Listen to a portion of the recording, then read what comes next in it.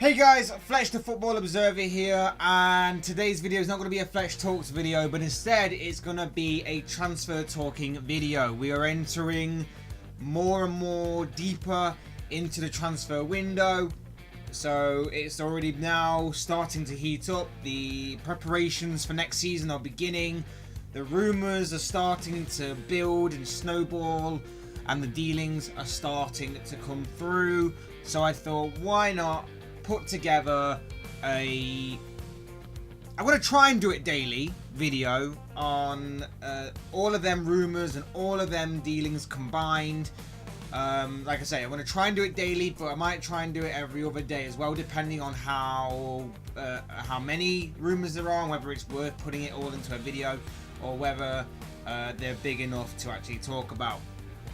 So without further ado, let's kick off the first episode of this for this summer.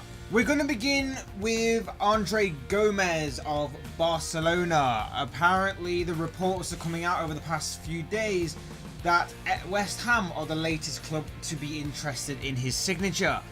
Last season, of course, Gomes was on loan at Everton. He made 29 appearances in all competitions during that time. He's 25 years of age and has said to be gaining a lot of interest from, obviously, as we talked about, West Ham, Everton, and also been talking about maybe making his loan move a permanent one. And also Tottenham have also been rumoured to be interested as they look to bulk up their midfield. The reason why Barcelona are looking to get rid of him is that they're looking to shake things up a bit, squad-wise. They had a very comfortable La Liga season last year with Real Madrid failing pretty much horribly, it has to be said. They pretty much had a car crash every season, sort of.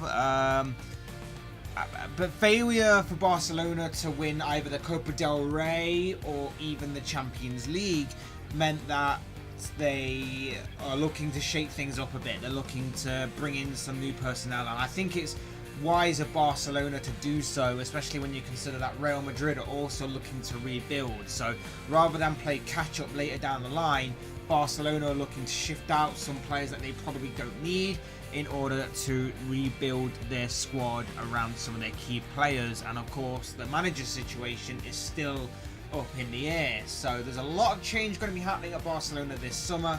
But back to the main point of Gomes. Allegedly, West Ham have tabled a £20 million bid for him, and that's sort of the region where Barcelona are looking at. Apparently, they're looking for somewhere between 20 and 30 million for the midfielder. Like I say, he had a pretty decent season performance-wise for Everton last year. He turned a few heads during his season in England, so it will be interesting to see where he goes from here. Next, we move on to James Maddison, who within the past 24 hours or so has been heavily linked with a move to Manchester United, as he is apparently the subject of a £60 million bid.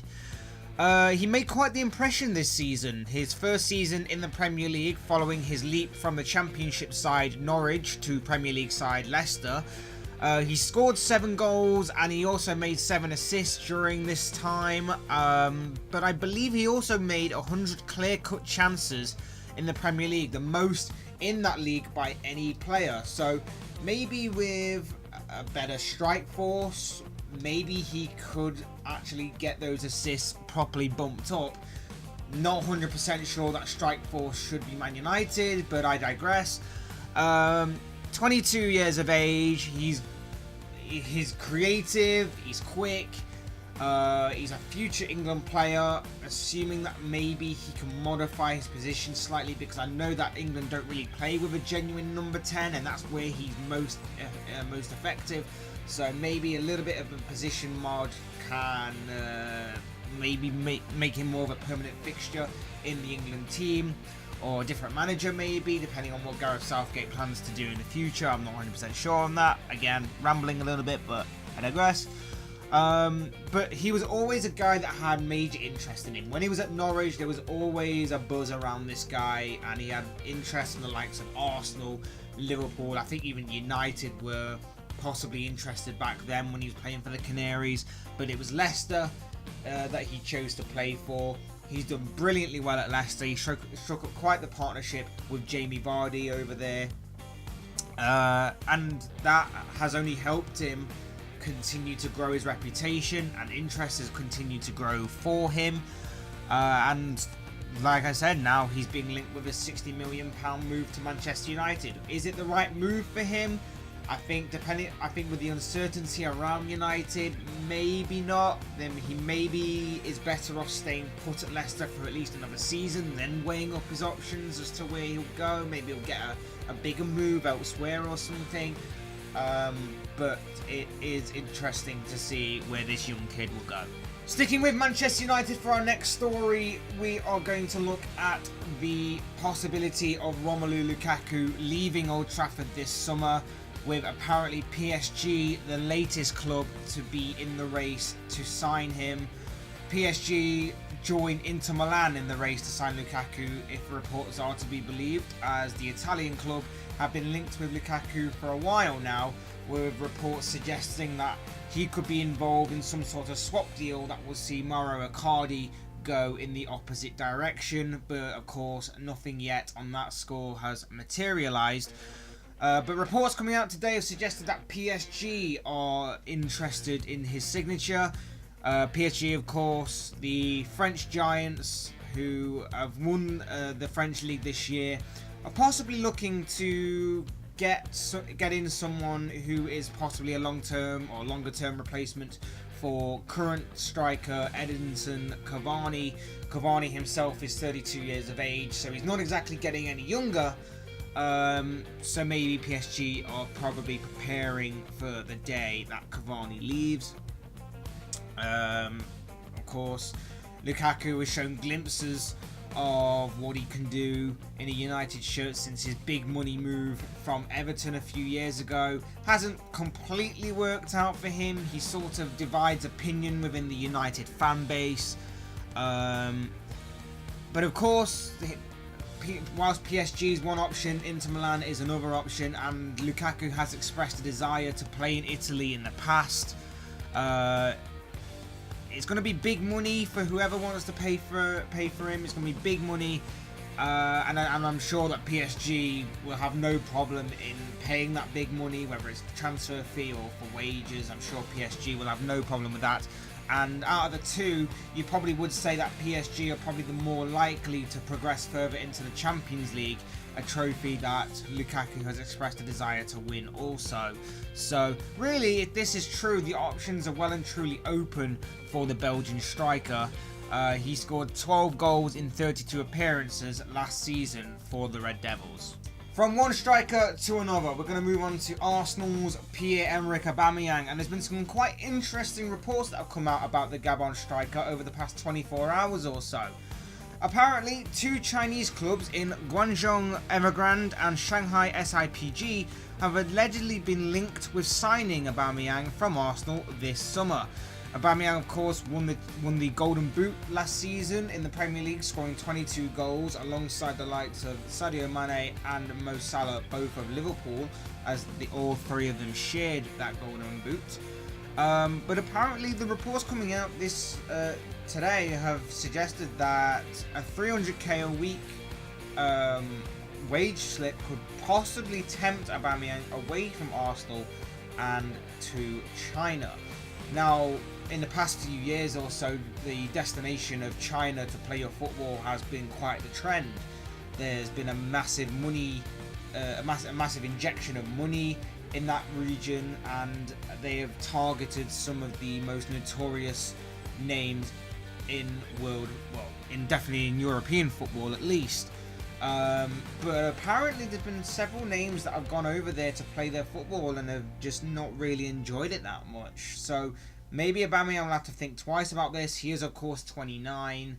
Maybe he will be looking for just one last payout whilst he's still got the talent and the pace and everything about him that makes him Aubameyang.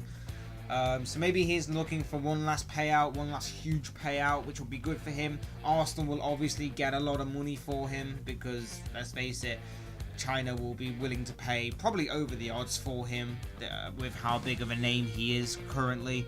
So Could be good for Arsenal in terms of financially, but in terms of personnel, you are losing a big player, a key player, a player that last season was a bright light in an otherwise dull season for the Gunners.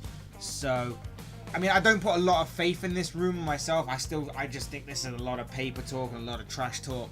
But it will be interesting to see how this one develops, or whether this one just goes away completely. My bet is the latter. It just goes away completely after a few days. Next, we come to Champions League winners Liverpool, and their Champions League hero Divock Origi has been making the headlines today regarding his future at the club, in which the Reds appear to be willing to offer him a new contract. Of course, this is a transfer window, and it's not just about the players you bring into a club or the new faces you bring in. This is also about keeping the players that you have currently. And Origi may be set to extend his stay at Anfield for another few years. Origi is 24 years old, and this season he scored 7 goals in 21 appearances for the club last season. Of course, Origi remained as a backup player for most of this season. He was even seen as being out the door of Anfield last year when he was pretty much gone in the summer, but due to some circumstances that changed, he stayed, and I think you have to applaud him for the way that he got his head down, he worked hard, and he worked his way back into Jurgen Klopp's plans at Liverpool. And he paid him back for his faith by scoring some key goals in maintaining Liverpool's charge for the title, most notably against Everton, and of course towards the end of the season against Newcastle in the Premier League, and of course in the Champions League. Origi played a massive part in scoring twice against Barcelona on that historic night at Anfield in the second leg, and of course he also scored the goal that put the final beyond all doubt against Tottenham in Madrid a few days ago. So yeah, for a guy who was pretty much out the door last season, you have to applaud and respect his attitude. He could have gone and cried, done whatever, and could have moaned, could have just sat out of training, whatever, but he got his head down. He worked hard, he worked his way back into Liverpool's plans, and now he's probably set to be rewarded with a new contract at the club, and I for one respect that. And as a Liverpool fan myself, I'm happy that we're giving him another chance. And our final story today revolves around Manchester United once again and Paul Pogba. There's been strong reports coming out in the past 24 hours or so that Pogba is possibly set to return to Juventus. Reports came out over the past 24 hours, like I said, that Juventus are willing to take Pogba back. Pogba hasn't had the best of returns to Old Trafford. He's shown only glimpses of what we know he can do. He's actually shown more for France in the few times that he played for them during the World Cup and friendlies and qualifying games and whatnot and such than he has shown in a United shirt over the past 3 years that he's actually been with the club since his return there. Pogba scored 31 goals in 135 games for United. But apparently rumours are coming out that Pogba, maybe his time is up at Old Trafford. The whole sort of season he's had, first with Mourinho, that whole bizarre saga, and then going forward into inconsistent performances for Solskjaer, even though it turned out at the beginning to be good and he seemed to have revitalised Pogba in a way, his performances have soon fell away since when Solskjaer was made permanent manager, or even slightly before then. But of course, Juventus aren't the only team that are interested in his signature. Real Madrid are also rumoured to be interested in the French midfielder. Real Madrid, of course, are looking to rebuild their club, and Pogba could be one of the guys that they use to rebuild the club with. So there's a lot going on with Pogba, there's a lot going on with Manchester United. Only the summer will tell what's going to kick off with them. It's going to be an interesting summer ahead for them both. Pogba's future remains up in the air, and United have a bit of a dilemma of whether to keep him or sell him. And that wraps up episode 1 of Transfer Talk for the summer transfer window of 2019. Guys, if you have any thoughts or opinions on any of the clubs or players that I've talked about in this video, then feel free to put your thoughts and opinions down below in the comments section. I would love to hear from you. Otherwise, hit that like button on the way out if you enjoyed the video. Subscribe if you're new, or subscribe if you want to see more content like this. This will be both greatly appreciated. Otherwise, thank you all for watching and listening. I've been Fletch, the Football Observer. This has been a Transfer Talk video, and I will see and speak with you all again soon in another video.